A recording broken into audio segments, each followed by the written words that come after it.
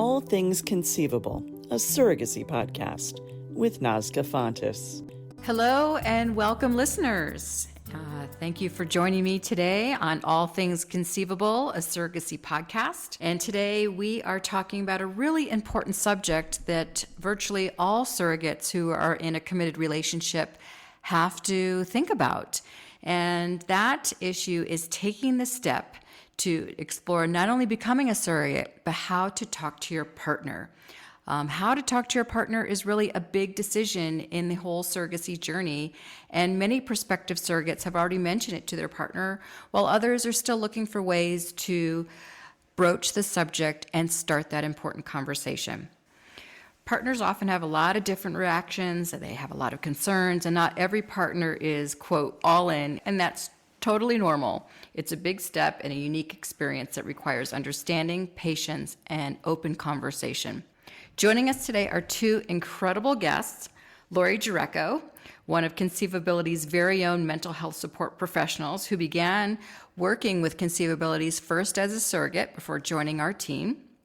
Lori is celebrating over 10 years of building families here at ConceiveAbilities, and she's currently on the Match Experience team. On that Match Experience team, she helps build relationships, provides support, and delivers client care with compassion and expertise. Welcome, Lori. Thanks, Nazca. Nice to be here. And joining you today in answering a lot of these important questions is Allyson Meadows. Allyson is a legal assistant at ConceiveAbilities who supports families and legal experts through the surrogacy process with care and precision. She's also just beginning her own surrogacy journey and will share how she first brought up the idea with her husband, who, not surprisingly, was initially skeptical, and how they both navigated that conversation together. Welcome, Allyson. Thank you for having me. Yes, indeed. Today is going to be a really important podcast for our listeners. So let's just dive right into it. Let's start with you, Lori. Tell us about you, your surrogacy journey, and how your role in helping others builds their family. Sure. So I am based in Denver, Colorado. I first came to ConceiveAbilities as a surrogate around 16 years ago. So I was matched with a lovely couple who live about an hour north of me. Our surrogacy journey went very smoothly. I delivered a baby girl for them in May of 2011. It was a great experience overall for all of us. So when I had the opportunity to come back to ConceiveAbilities as an employee, I pretty much jumped at the chance. So now here I am. I've been here for about 10 and a half years. I'm the team lead for the mental health team. I facilitate support groups for surrogates. I provide as needed mental health support for parents and surrogates throughout their journeys here. And then I also meet with surrogates and partners for their mental health screening and assessment meetings during their screening process, helping them prepare for their journey as well. So I'm sort of involved with the whole process, start to finish, as surrogates and their partners are helping our clients build their families. So no doubt over the course of your 10 years with the organization, you've had a lot of conversations surrounding this topic. I'm sure you've heard it from a lot of surrogates, not only who are beginning the process of entertaining the idea of surrogacy and their journey, but also, in support group and along the way when they've had maybe challenging or more exploratory conversations with their partner. So no doubt you've heard it from all aspects over many years, but why don't you tell us and share with us your own conversation with your partner at the time? Sure. So that was a lot of years ago, for sure. But I remember that I initially sort of floated the idea to him years before I was ready to actually move forward. So I remember having a conversation saying, he knew already, obviously, that I loved being a mom. I loved pregnancy. I loved delivering babies. And so I kind of casually mentioned that if I ever knew anyone, like a sister or a friend, who might need a surrogate, I would be happy to help them out in that way. I would be happy to carry their baby for them. So he didn't seem resistant at all to that idea, but we also weren't sort of seriously contemplating it at that point. So fast forward a bunch of years, and I saw an ad about surrogacy from ConceiveAbilities. And I thought, oh my gosh, I meet the requirements. I'm ready to do this. I want to do this. I knew I needed to talk to him, so I did. And I mean, I basically approached it from the standpoint of the fact that I couldn't imagine not being able to be a mom. I couldn't imagine our three girls not being in our lives, right? And I couldn't imagine not being able to be pregnant and give birth to my babies. So I really had a lot of empathy for the women who struggle to have those experiences. And I really wanted to be able to give someone else those gifts.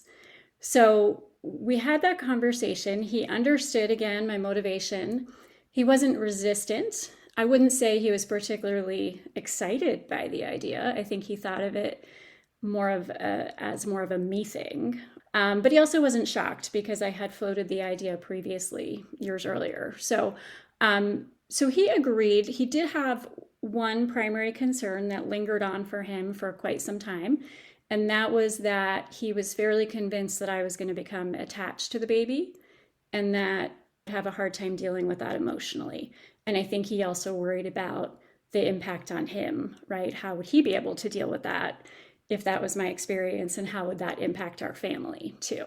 Despite that, though, he was comfortable moving forward at that time. So you guys had to cover a lot of ground with the topic of surrogacy, and you brought up some really important points that no doubt other partners bring up about their concerns with the surrogacy journey. You know, there can be all kinds of concerns, right? From health to emotional to time to the impact on other members of the family. So there's a lot for partners to digest. You'd been thinking about this for a while, probably before you ever broached the subject with your husband at the time, right? You've had a lot of time to process all of those topics internally before you ever had that first conversation with him. So no doubt it came maybe as a surprise, and he had to perhaps take the same amount of time to move forward while you were patiently waiting for him to come to terms with the idea. Yeah, absolutely. It's a big step. It's a major decision. It is a decision that ultimately needs to be shared with a partner. It is something that needs to be well thought out, and you do need to have these conversations, continuing conversations often about what that might look like.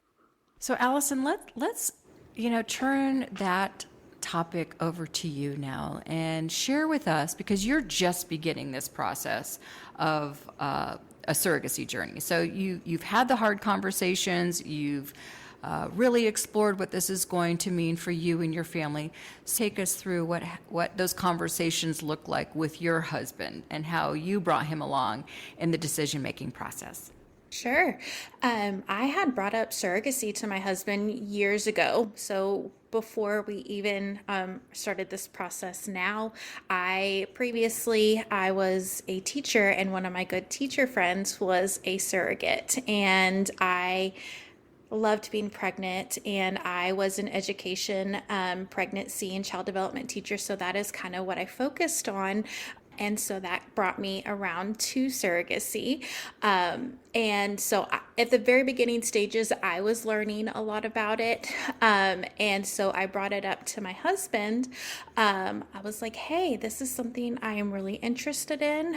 I would love to get your input. I just kind of wanted to see where he stood with surrogacy. And up front, it was very much no. It was kind of a hard no at that time, which looking back, I understand now, because I was still in the learning process, and he didn't know much about it. And he was just very much, why would you even think about that right now? Because we were at a point in our marriage that we didn't know if we were done having children.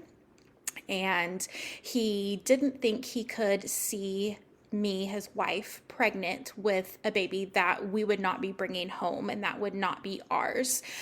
He also looked at it from our kids' standpoint, because they were very little at the time. How would they look at a surrogacy journey knowing that we wouldn't be able to bring a baby home? And so at that point, he was very much a no. He really didn't want to explore it anymore at that time. He really wanted to focus on our family and making sure that we were done having our own children. He also was concerned that if something were to happen during a surrogacy journey to where I wouldn't be able to have any more children, he didn't want to take that risk as well in case something unthinkable happened and then we wouldn't be able to complete our family. So it was very much a hard no at the very beginning.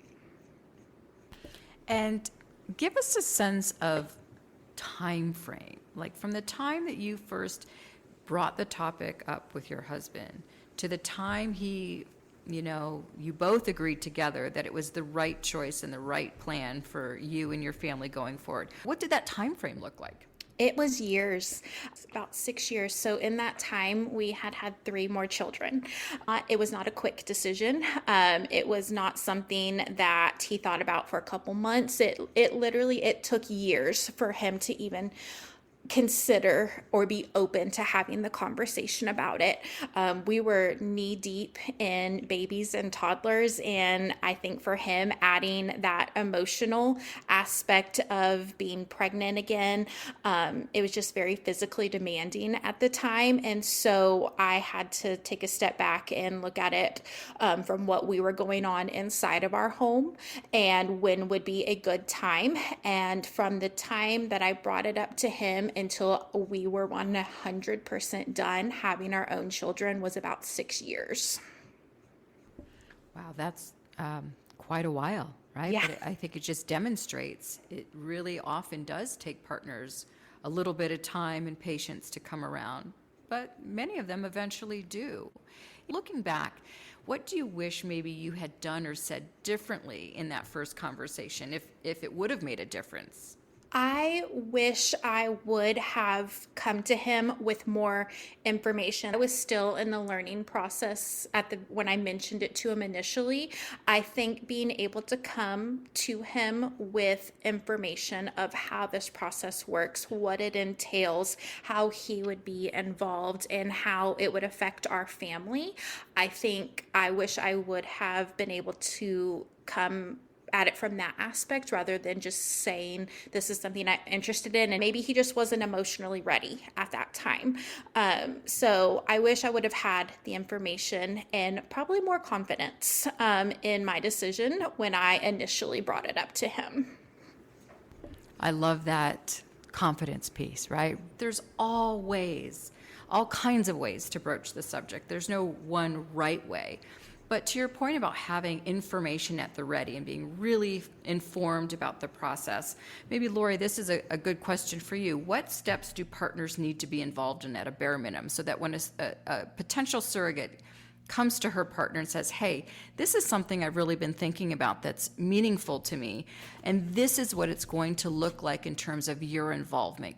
Sure. So at a bare minimum, there will be a screening requirement for the partner as well. So there will be a background check run on the partner.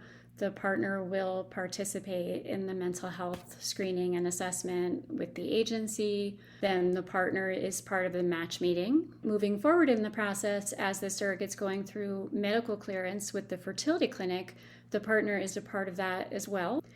Then the legal process is another stage where the partner's involved, reviewing and completing paperwork. That's the initial contract that's drawn up between the parties for the journey, and then in the parentage process later on. And then, of course, providing that additional support throughout the process during a pregnancy, at delivery, during that postpartum period when the surrogate is recovering and healing. Very helpful information. And aside from the bare minimum steps that are required of the partner, do you have other tips that you could share with our listeners in terms of bringing up that conversation? There's a lot of things to consider. There are a number of ways that you can go about this, right? So you can consider sort of how conversations typically go with your partner and what you might expect in this situation. And maybe this is something that you want to bring up a little more casually, a little more organically with your partner, or maybe not. Maybe you are feeling, quite ready to move forward, and you want this first conversation to be more in depth. You want to have that time and opportunity to really be able to listen to and hear each other. You want to be able to address any questions or concerns. In that case, I would definitely recommend carving out a time with your partner to have this conversation. Make sure the kids are in bed or otherwise occupied so that you can really focus on each other and, talk this out together for whatever length of time you need for that first conversation. So that's one thing to consider. Another thing to consider is what are you going to do in advance? Like Allyson mentioned, she wishes that she had more kind of information up front to be able to address her partner's concerns and questions. So the great thing about right now is that there is so much out there for prospective surrogates online to research and learn. So it is really, it's quite easy to get yourself pretty educated on the process. Even starting with the ConceiveAbilities website is a great first step. Definitely have the opportunity to learn about the basic steps that you go through as a surrogate, what journeys tend to look like, what you might expect as you move forward. Beyond the ConceiveAbilities website, though, there are lots of other websites out there that provide a lot of helpful information. There are Instagram accounts and TikTok accounts, videos, podcasts. There's so much information out there that you can consume to feel really prepared, to feel like you really know what you're talking about, to really feel like you know what surrogacy actually entails. And that's going to help you feel more prepared and confident for that conversation with your partner. It's also going to put you in a place where you're much more ready to address any of those questions or concerns that might come up around things like medical risks or the emotional toll that surrogacy can take on someone, the impacts on family and relationships, what kind of a burden does it put on the partner potentially, all those kinds of things. And then I think the final thing that's really important as well is to make sure that you have really thought about your why. What is your reason for wanting to do this?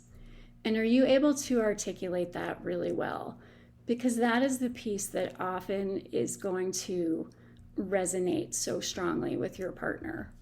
Hearing what it is that is motivating you, how passionate you feel about, wanting to help someone else build a family. I think that is such an important point. It's not, sometimes I think that's lost in communication, right? The why. I think a partner might just hear, I'm just interested in doing this. It's a feel-good moment. I can't imagine not having our own family. I want to do it for someone else. But often the why is so much more visceral. And perhaps that does get lost in translation. So maybe I want to underscore that here for the listeners who are thinking about how they're going to bring this topic up with their partners. Really writing it down, maybe taking some notes, thinking it through, refining it, and understanding really at the heart of the motivation, what is the why, and being able to clearly articulate that is going to, I think, make a lot of difference. Allyson was so helpful in describing her own personal journey with this topic and her husband and how long it took and what his particular concerns were that centered around perhaps her emotional attachment to a child born via her surrogacy, to perhaps, the unthinkable happening and what the impact of that might be on their young family. In your practice, Lori, in your experience with hundreds and hundreds of surrogates, can you point to any other, sort of large, big topic reasons that partners might have to say kind of the hard no to the idea of surrogacy? What other issues do you see come up fairly regularly? Gosh, Allyson did hit on, a really big one, and I did as well, right? I think those are probably the two most common ones that come up are that issue around potential medical risk and that possibility of not being able to, carry or conceive a child of your own in the future if a medical complication were to come up during a surrogacy. So that is definitely a major one that I've seen a lot. And I would always want couples to have that conversation, actually. And so when I hear that they've already talked through that issue and considered it and have still come to this point of acceptance and support, then that's a really good sign that surrogacy is a good path for them. And then the other major issue that does come up is that concern about the emotional attachment to the baby. And that is like the most common question that a surrogate will hear, period, even from people outside of her partner, right? Family members, coworkers, friends, etc. Outside of that, I would say the maybe perceived burden of surrogacy on the partner and the family is the other issue that's often sort of a central concern. How much is this going to impact us and limit us during the process? And are we in a good place to pursue this process right now? And Allyson, you know, gosh, 6 years is a long time. It is. I'm sure maybe in retrospect it didn't seem that long because you were busy continuing to build your family and living your life. But I can imagine that our listeners are really curious how your husband kind of came along, right? Like, at what point did he finally say, hey, yeah, this is a good idea? And what were the steps that you took along the way to kind of, you know, help him get to that point where he said, this is the right choice for our family and for you, Allyson? We're very curious to know how that evolution took place. So first off is I never stopped talking about it. It was never a huge conversation of, this is something that I still want to do. It was just always just maybe mentioned here in passing. Me and my husband, we send videos and TikToks to each other throughout the day. And I know social media plays a big part in today's age. And so I follow some surrogacy journeys, and I would maybe send him a TikTok here or there. And it was always in the back of our heads, even though it wasn't initially it wasn't like a sit down conversation. So I just continued to talk about it over the years as we continued to grow our family. But when we were 100% done with our last one, we kind of had just an emotional ease. Like, we knew we were done. We were out of our newborn era. We were coming in and finishing up what our parenting newborn and pregnancy for our family was. And that's when I kind of sat him down, which I'm kind of in a unique position where I do get to work in surrogacy. And so he does get to hear the stories and the day-to-day and kind of what I do for my job. So it was, I know at like the end of the weeks, I would just sit down and, how was your day? Guess how many babies were born this week? Or how many families I got to help? Or I got to talk to these amazing surrogates. And so he had direct insight to what surrogacy was compared to when I brought it up to him initially. So whenever we were officially done, I was like, this is still weighing very heavy on my heart, and I want to know if you are open to having a conversation now about actually pursuing a journey. He was still hesitant, but he was open because he knew we were complete. It wasn't just asking about having another baby. It was wanting to help somebody else. And he knew how much that it would mean to me to be able to do that for someone. So at that point, he was open to the conversation. And from there, I had the knowledge and I had the industry, and I was able to bring that to him to explain more about how the process works, what our needs are, because I think it's really important to make sure that you are finding the right agency and the intended parents for what your needs and wants are through a journey. And so I was able to bring that to him, and that's how the conversation began, and I was able to answer those questions that he had initially. But I would say just continue talking about it. Don't always find new information. You could always send those TikToks or the stories and the articles. Just continue to bring it up until they're open to it.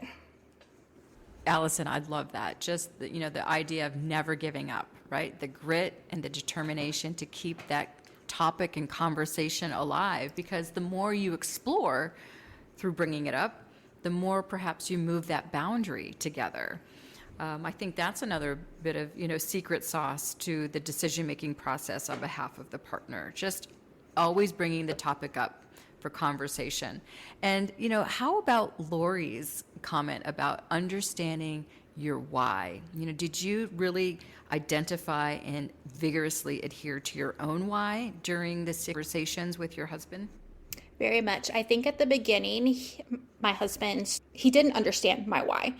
He saw it as something that I heard about and maybe was interested in, but didn't necessarily have backing behind it. And I think that also played a huge role in his initial reaction, because it was not, I don't think I perceived my why to him properly, and why I was interested in something like this. So I think number one is go in it with your heart and your why, because initially you can present all the facts, you can tell them about the process and how it works, but I don't think it will be as well perceived as if you don't have the backing of actually why you are wanting to do this. And I think they need to hear your emotional reasoning behind your why. Speaking from experience, how can other women prepare for their partner's first reaction if it's hesitation or, in your case, the hard no?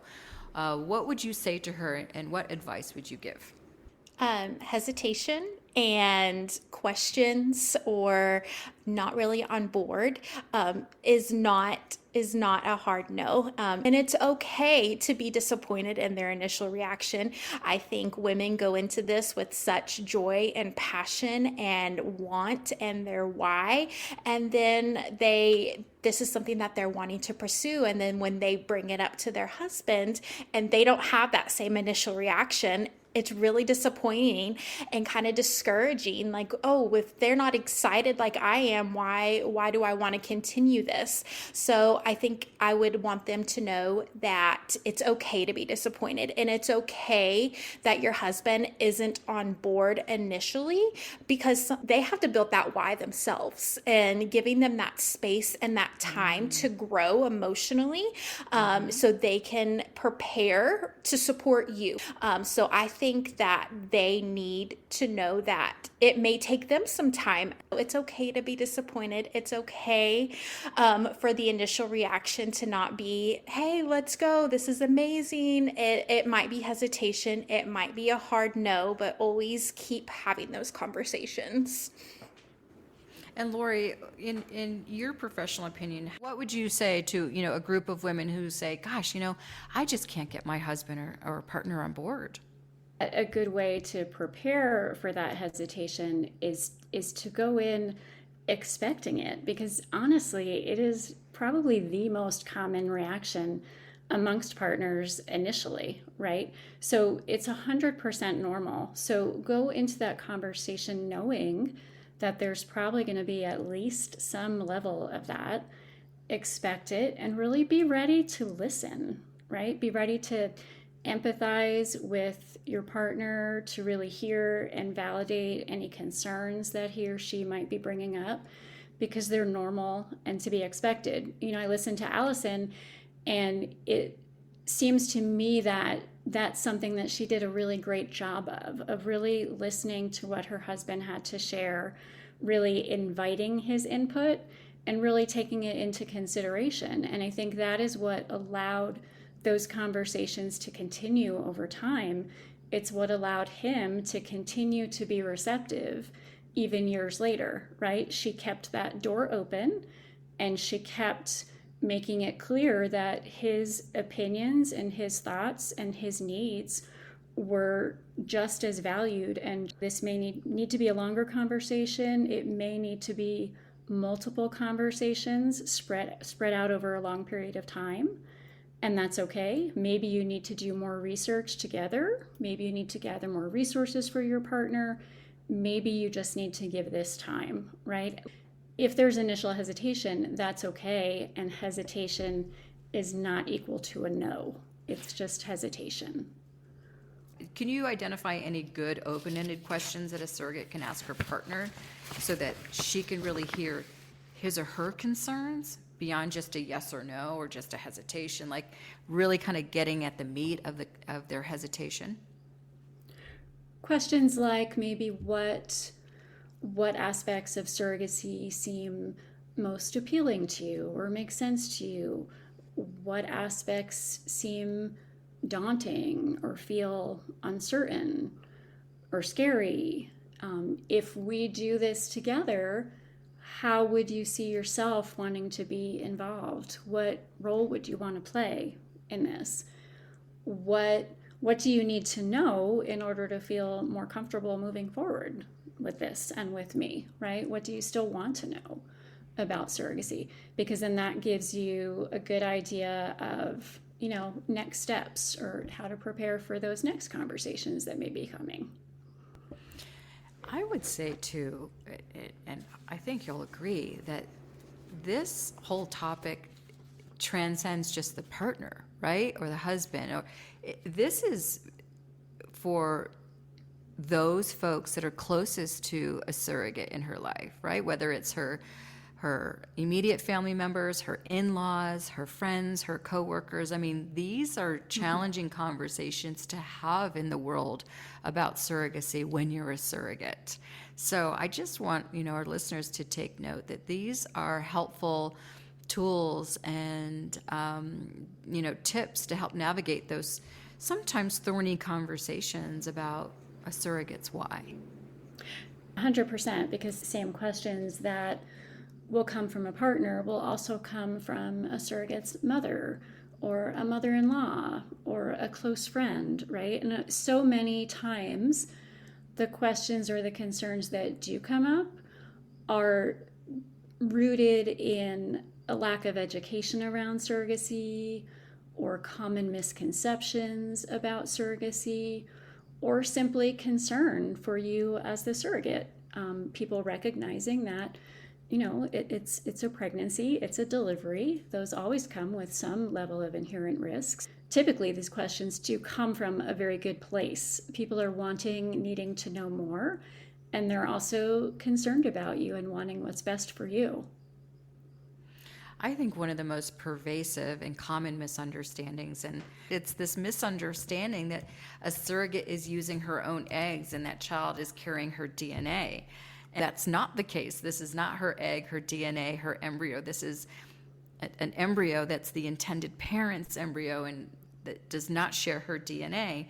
And I think we just lose sight of that a lot, right? And so some of those initial reactions that not only potential partners have, but family members have, is that to this notion of how could you give up a baby, they fail to realize that it's not the surrogate's baby. So any just additional tips or pointers about that topic in general?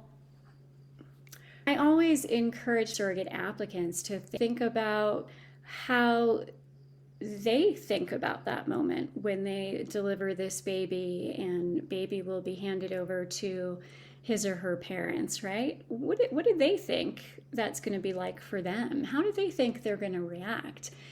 And it's really, really common for women in the very beginning of stages of surrogacy, when they're just getting started, to say something along the lines of, I have thought about that, and I don't have any concerns at all about being attached to this baby. I know from the start that this baby is not mine. I'm not trying to add to my family or build my family. I'm doing this because I want to help someone else. And so, no, I don't expect to have any problems giving this baby to his or her parents. We also find that to be true after delivery, right? You can do so much research online and talk to so many surrogates and so many people who have worked in the surrogacy industry for many years. And again, you will hear over and over is that the reality is that surrogates, the vast majority, will not develop attachments to the baby. and are also Right. clear about that from the start. Absolutely. Absolutely. So yes, the amount of information that's out there now and available at your fingertips is incredible. Allyson, I love that you went out and you found resources specific to your husband's concerns, right? Yes. That's just incredible. What kind of information or support helped ease his particular concerns that you were able to find? I think knowing that we were not going to go into this by ourselves, that we did have a support system in our surrogacy journey that was going to help be there and back us and look out for our best interests. So, number one was finding the right agency who was going to help provide and take care of our needs, of what we needed support wise, what we were looking for emotionally, how they were going to be able to help us. Also, being able to explain what the actual process is. Initially, my husband had no idea that you had to go through IVF, and it was very foreign. He had no idea that this is how surrogacy works. So being able to show him the process and talk about how the actual embryo transfer worked and how medical screening worked. I think seeing that information as well, and then just being able to show through different types of YouTube videos and social media that other families are pursuing surrogacy, and being able to see firsthand kind of their journey as well, I think also opened his eyes quite a bit. So being able to just kind of show and prepare him for that, but then also being able to talk to others. His wife, sometimes information goes in one ear and right out the other, just because I'm his wife and he deals with me all day, every day. But being able to actually sit down and talk to somebody who is not me, who works in the surrogacy industry, who deals with cases every single day, being able to kind of voice his concerns and having a direct conversation with somebody who was not his wife or his partner, and get more information that way, I think ultimately is what helped shape and change his mind. And of course, how does he feel now that you are further along in the surrogacy process? What are his feelings today? He is actually very excited, which it took some time. Initially, this go around, he was very open and supportive, but at first, he also would not have been disappointed if I said, okay, I don't want to do this anymore. But after we had officially matched with a family who is absolutely wonderful, being able to see actual faces and read their profile and hear their story and get their why and their difficulties behind having to pursue surrogacy in order to start their family, that is the ultimate turning point for him. That is what gave him the excitement of knowing that we are going to be able to help them start the family that we already have and that we love. Ultimately, knowing and meeting and seeing those faces and the story and who we were actually going to help made the world to him. He is so excited about it now. I love that. That's amazing. I mean, really kind of a full circle moment for him, right? That started 6 years ago. But you mentioned something unique, and I think that it's important to note that a lot of times the partners, the couple, the partner really needs to have a space to voice concerns or explore worries. And Lori, maybe you can give us a little bit of insight as one of the mental health professionals that talks to a lot of couples who, where the surrogate and her partner or husband are coming in and they're exploring surrogacy as part of the mental health interview.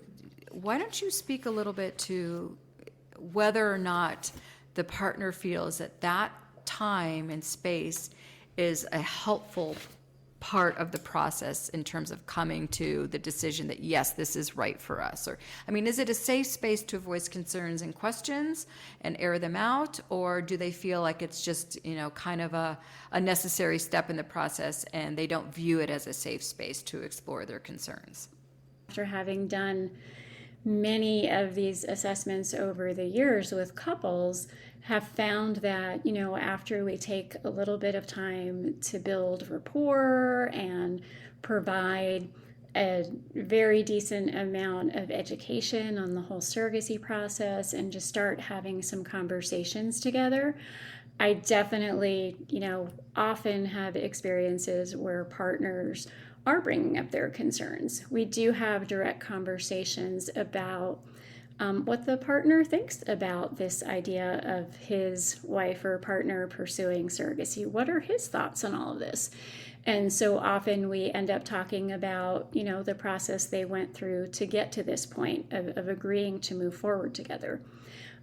Just like my husband, though, all those years ago, sometimes partners have agreed that they will move forward, but they do have these lingering concerns still in the back of their minds. And the mental health assessment time is a perfect opportunity to bring those concerns up. You're there meeting with a mental health professional who has years of experience in this industry, who has worked with many, many surrogates and couples in the past, who can really speak to those concerns and give you information and answer your questions. So it's definitely a safe space, and I think that partners do really find it to be helpful. They become more educated along the way, and I think they often feel very reassured by the end of it as well, that, okay, this is a good process for us to move forward with. We are getting great support from this agency. I'm confident that that support will continue throughout a surrogacy, right? And, my specific concerns have been addressed now and have made me feel more comfortable. Do you think that husbands tend to approach this more sort of factual and less emotional than surrogates, meaning like they might decide that this is right for them after they hear more details about the contracts, life insurance, choices in medical care, compensation, some of the more kind of operational aspects of this? Do you think that that helps them gain clarity and comfort in the process? Absolutely. Partner can hear the emotional investment that the surrogate has, right? And why it's important to her from that aspect, and can understand it on a certain level, but may not feel that same emotional investment, right? Often the partner wants to know that his or her partner and their family, that everybody is protected through this journey, right? There are protections in place, there are legal contracts in place, there is support provided in the event that, additional support is needed for any reason. That does provide that reassurance. And they want to know that if they're working with an agency, it's an agency that is reputable, that does have a lot of experience, and that is really well equipped to support everyone and move forward in a journey with expertise and compassion and anything that the surrogate and her family might need during this process. Another aspect of preparation that a surrogate can do before having the conversation, right? Like Allyson was saying, really doing your due diligence to look for that agency that is going to provide those things that are going to be reassuring to your partner and that you're also going to want during your journey. Yeah, I think if I was a partner, one of the first questions I would ask is, who are these people? And how experienced are they? I think that I would want to be sure that my partner was protected in this process by working with a company and an agency that has seen and done it all over the course of hundreds and hundreds of matches and decades of experience. If a partner does need more time to process the idea of surrogacy, what can a surrogate do to give them the time and space without shutting down the conversation completely? It takes a lot of patience and understanding. Just understanding that, your partner's not in the same place that you're in right now, and that's okay. Acknowledging this is a big decision. It's a team decision. Encourage your partner to think about any additional questions that he or she might have. Maybe provide some of those additional resources over time for the partner to review, whether it's websites or YouTube videos or TikTok accounts. And, simply agree to table the topic until a later date.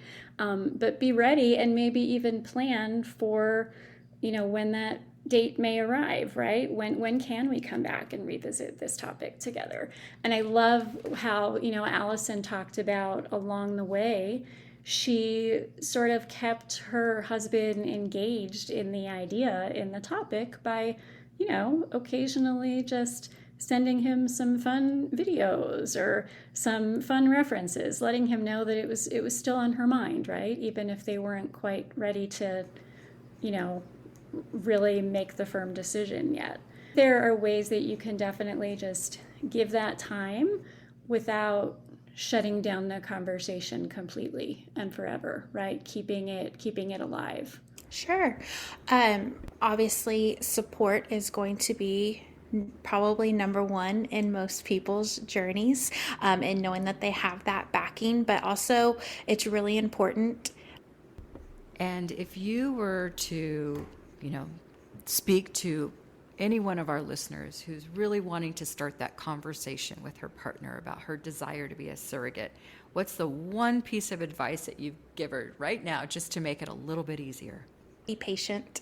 It is an amazing journey, but it can be a long one. Be patient, be open, have those conversations, even though they might have some hesitation at first. That's okay. Keep the conversation open and just know that it's always going to be there, and you might just have to revisit the topic later, and that's okay. And what's the one thing that you'd want her partner to hear about her why?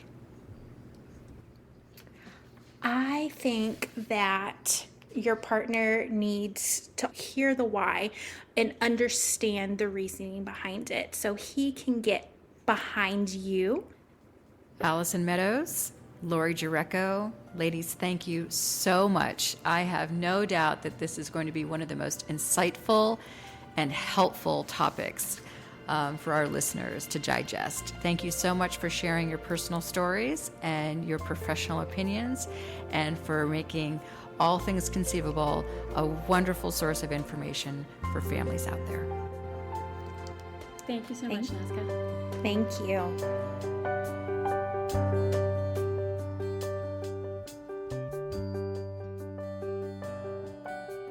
So rather than an aha moment, listeners, I'm just going to give you a hard-hitting roadmap on getting the conversation off the ground and building your own confidence for having the information that you need at the ready to make that conversation a productive one. So first, expect right away that this is going to take time. I mean, you heard from Allyson, 6 years is no joke. Some partners are immediately at the ready and ready to go. Others maybe are more neutral. And that neutrality actually is okay. Someone doesn't need to be completely 100% on board in order to take the first steps to become a surrogate.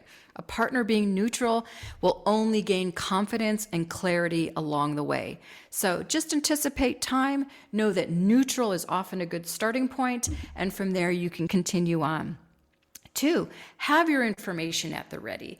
Take Allyson's advice, gather all of the information that you'll need to, 1, dispel the myths that your partner may have about surrogacy, to have concrete answers to the most common questions or concerns that surround surrogacy, and finally, to have practical details about surrogacy that often partners zero in on immediately. And practical details are things about compensation, contracts, insurance, medical care. So dispel the myths, have concrete answers to the most common questions, and have practical details at the ready.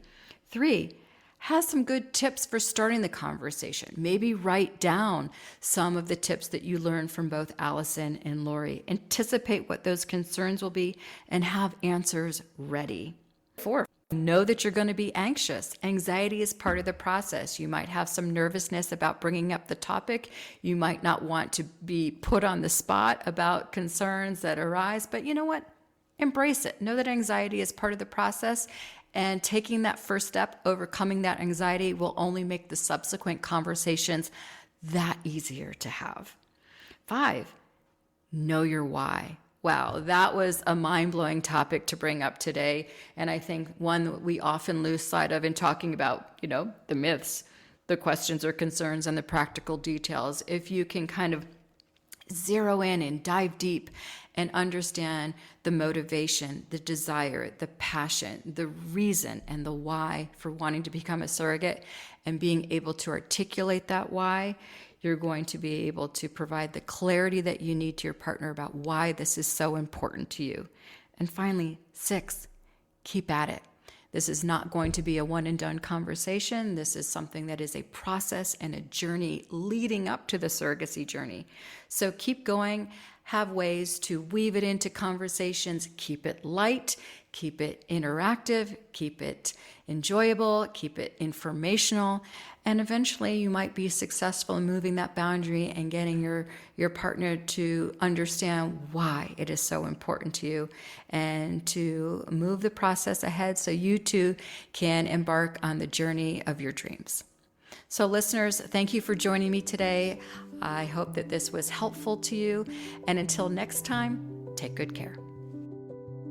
Thanks for listening. At ConceiveAbilities, we believe everyone who dreams of becoming a parent deserves that chance. And it's strong, compassionate women who make it possible. With 30 years of experience building families, ConceiveAbilities has seen firsthand the incredible impact surrogates make. Women, like our surrogates, are a powerful force for change, uplifting families, strengthening communities, and proving that when women empower women, anything is possible. Becoming a surrogate is more than a journey. It's a chance to make a lasting impact. Learn more about surrogacy at ConceiveAbilities.com, because when the match is right, dreams come true.